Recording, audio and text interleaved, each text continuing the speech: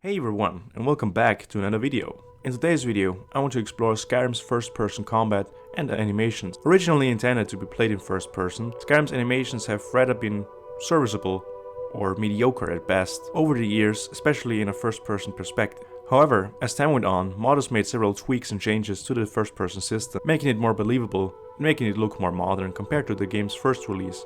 Or should I say third release rather. Anyways, as mentioned before, today we'll be looking on how to overhaul first-person combat and how to make playing in first person a more viable and immersive option.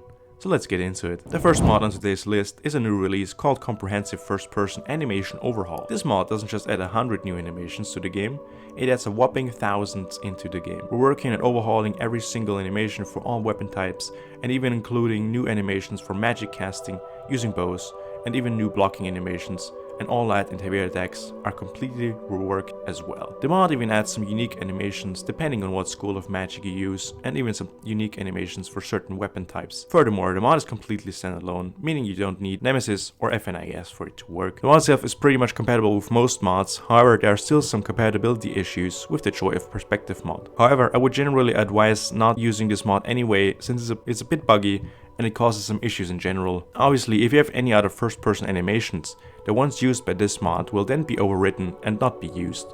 So make sure you're not using animations that override or conflict with these ones. The mod offer plans on improving and fixing the most common issues, so I would suggest you keep your eye out for further updates. Another mod that I would suggest you use with this is called Dynamic Impact SFX. This mod modifies the impact data set of the vanilla Skyrim game and adds new impact particle effects. This means you have now new particle effects depending on what type of material you use your weapon on. So it includes new unique particle effects for skin types like flesh, metal armor, and bones. The weapon types are now supported in the alpha version are swords, axes, and blunt weapons like maces. The spark effects are used instead of dust effects when hitting other objects, whilst the new spark and slash effects are intended to be used in third person.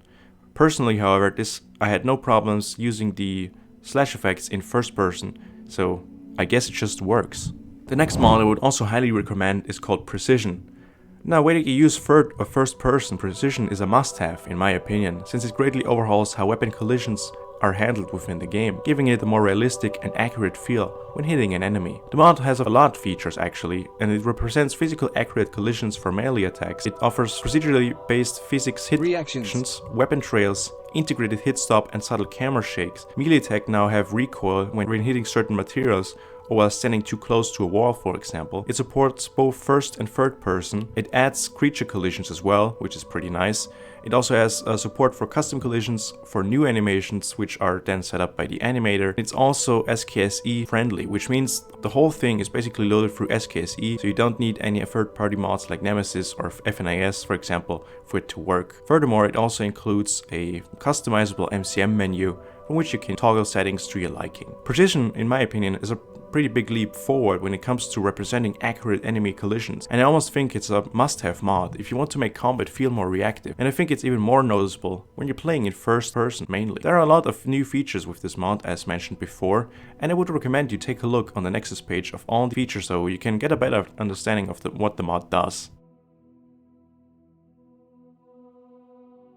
Another mod I would recommend, which I covered before, is Camera Noise, which is an SKSE plugin which adds a natural camera noise effect. This mod is styled after the camera noise effect used in God of War or Metal Gear Solid 5. Pearl Noise, which is used to modify camera position and orientation. First person and third person are separated with their own settings, and the previews which are shown on the mod offers page are more aggressive than the mod is by default. The mod is intended to be subtle, making the game cameras look more grounded in reality instead of floating like the vanilla ones.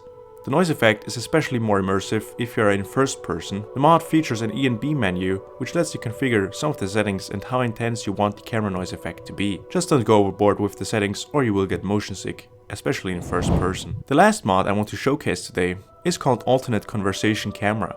This mod is pretty simple in its execution, but very intense with its immersion. Basically, this mod changes camera position whenever you strike up a conversation with your favorite NPC, and the camera switches to either first or third person. Furthermore, this mod adds a letterbox effect, making you even more immersed in said conversation. The mod features a customizable INI file from which you can change some settings. So if you're in third person, but you only want to have conversations in third person, you can do so via said INI file.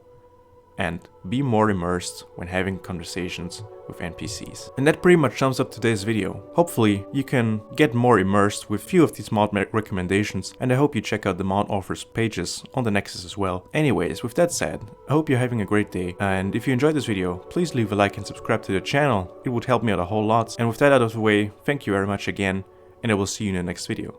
Take care.